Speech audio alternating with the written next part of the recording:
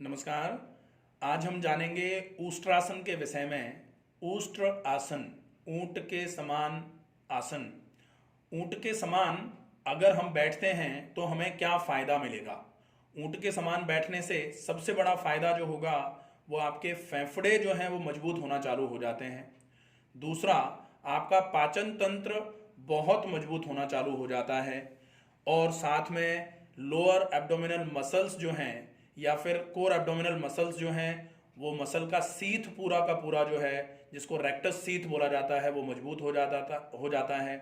इसमें आपको एक विशेष बात का ध्यान रखना पड़ेगा कि अगर आपको बहुत ज़्यादा कमर में दर्द है तो फिर इस आसन को थोड़ा सा अवॉइड किया जाता है। बाकी अगर लंबर स्पॉन्डिलोसिस हो रहा है, थोड़ा बहुत कमर में दर्द है, तो इस आसन को करके आप कमर के दर्द में आराम पा सकते हैं। जानेंगे किस तरीके से इस आसन को सही विधि से किया जाता है।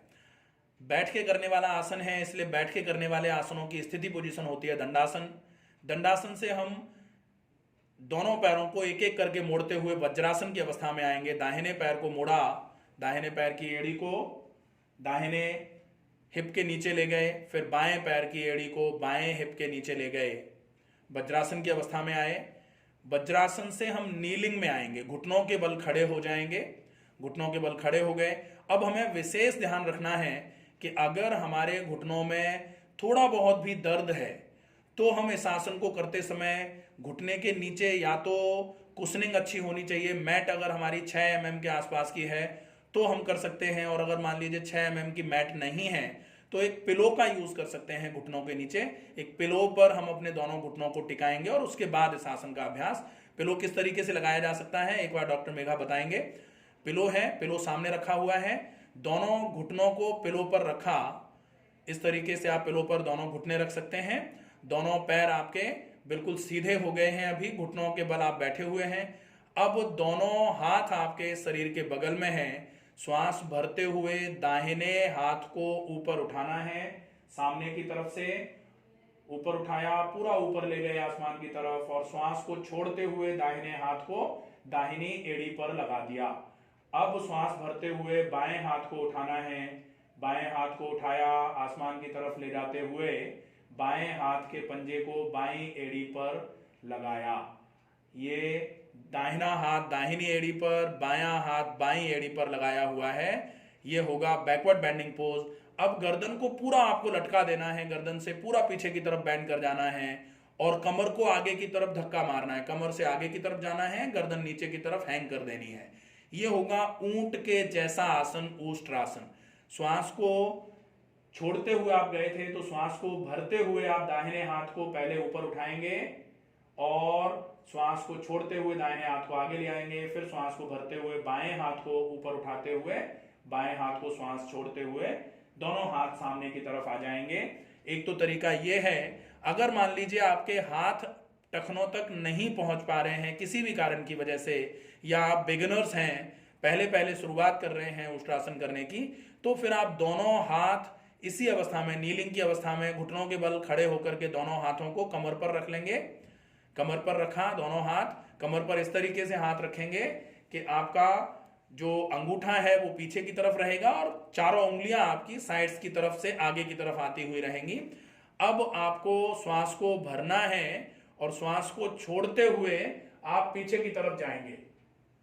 श्वास को भरना है, श्वास को भरना है, श्वास भरने के बाद श्वास को छोड़ते हुए पीछे की तरफ आपको अपनी गर्दन को हैंग करना है, कमर से पीछे की तरफ बैंड करना है। यह होगा दूसरा वेरिएशन ऑफ ऊष्ट्रासन। श्वास छोड़ते हुए आप नीचे की तरफ आ रहे हैं, पीछे की तरफ बैंड कर रहे हैं, तो श्वास को भरते हुए आपको वापस आना है। श्वास को भरते हुए आप वापस आएंगे और श्वास छोड़ते हुए हाथों को कमर से नीचे ले आएंगे। यह होगा सही तरीका ऊष्ट्रासन को करने का। ऊष्ट्रासन की अवस्था में आपने देखा कि सीना पूरा खुलता है, सीना पूरा फैलता है, कंधे पूरे चौड़े हो जाते हैं। तो श्वसन से संबंधित सारी समस्याओं में यह आसन बहुत इफेक्टिव माना जाएगा। साथ में ये आपके लोअर एब्डोमिनल एरिया से फैट को कम करने का काम करेगा। सीधे बैठ जाएंगे मेघा। लोअर एब्डोमिनल एरिया से ये फैट को कम करेगा। साथ में ये ग्लूटियल रीजन से भी फैट को निकालने का काम करता है। आपके कमर के हिस्से पर, जो हिप के हिस्से पर फैट लगातार ज़्यादा होता जा रहा है अगर, तो फिर ये आसन आपके लिए बहुत उपयोगी सिद्ध होगा। साथ में कमर के दर्द की अगर अवस्था है, थोड़ा बहुत कमर में दर्द होता है, तो आप इस आसन को करके कमर के दर्द में आराम ले सकते हैं। साथ में ये आसन आपके हाइटल हर्निया, हर्निया का एक केस होता है जिसमें आपका आमाशय, आपके जो ओसोफेजियल ओपनिंग होती है, आहार नाल का जो द्वार होता है डायफ्राम में, उससे ऊपर की तरफ चढ़ना चालू हो जाता है। उस केस में ये आसन आपकी बहुत मदद कर सकता है। साथ में अम्बिलिकल हर्निया के केस में भी ये आसन आपके लिए उपयोगी रहेगा। साथ ही साथ ये आसन आपके डाइजेस्टिव सिस्टम को एक्टिवेट करने का काम करता है, डाइजेस्टिव लेथार्जिसिटी को कम करने का काम करेगा। तो जिनको पाचन से संबंधित कोई भी समस्या है वो भी इस आसन को करके अपने पाचन को दुरुस्त कर सकते हैं। इसके अलावा ये आसन आपकी फ्रंट थाई मसल्स, जिनको क्वाड्रिसेप्स बोला जाता है, उनको स्ट्रेच करा के उनको मजबूत करने का काम करता है। अगर क्वाड्रिसेप मसल्स मजबूत होती हैं तो ये आपके पैरों के दर्द में बहुत इफेक्टिवली काम करेंगी। साथ में ये हैमस्ट्रिंग्स पर कॉन्ट्रैक्शन का इफेक्ट डालता है।